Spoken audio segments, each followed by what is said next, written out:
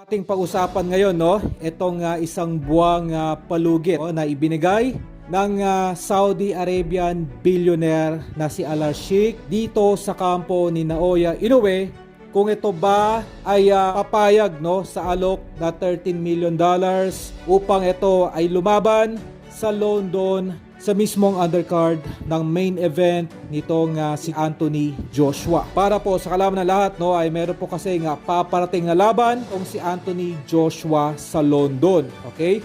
At ang gusto pong mangyari, no, nitong nasabing billionaire ay maging co-main event, no, itong si Naoya Inoue sa London. Okay? Ganun pa man ay humihingi ng isang magandang match-up itong nasabing billionaire para kay Inoue. At mula dito ay nababalita na nakikipag-ugnayan na rin itong Arabian billionaire dito sa Treasure Boxing Promotion, na kung saan ito ngayon ang humahawak pa sa ating kababayang si Cuadro Alas. Para po sa kalaman ng lahat, no, ay 2 beses nang nakalaban sa London itong ating pambato. Una nga po, nung ito ay nagpakitang gilas, nang nilampaso nito ang pambato ng London na si Charlie Edwards. At pangalawa, itong tinaguriang halimaw ng bantamweight division noon na si Zolani Tete. Ito yung gustong match-up na makita ng nasabing Arabian billionaire na posibleng makalaban nitong si Inoue sa London.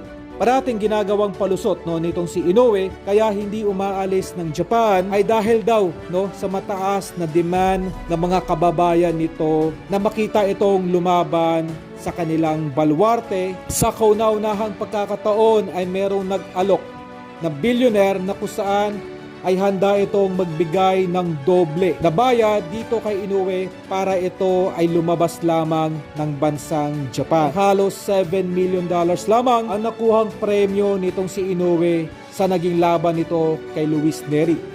At kung ito ay dadayo ng London, ay babayaran po ito ng $13 million. Ang nasabing budget ay merong kabuo ng $15 million. Na kung saan, ang 13 million nga po ay mapupunta kay Inoue at ang 2 million naman ay sa makakalaban nito. Okay? Kumbaga ay kung habol po, no, nito ating pambatong si Cuadro Alas, ang karangalan ay marahil ay papatusan na nito ang $2 million. Maikasa lamang ang laban nito kontra sa tinaguriang the Japanese monster na si Naoya Inoue.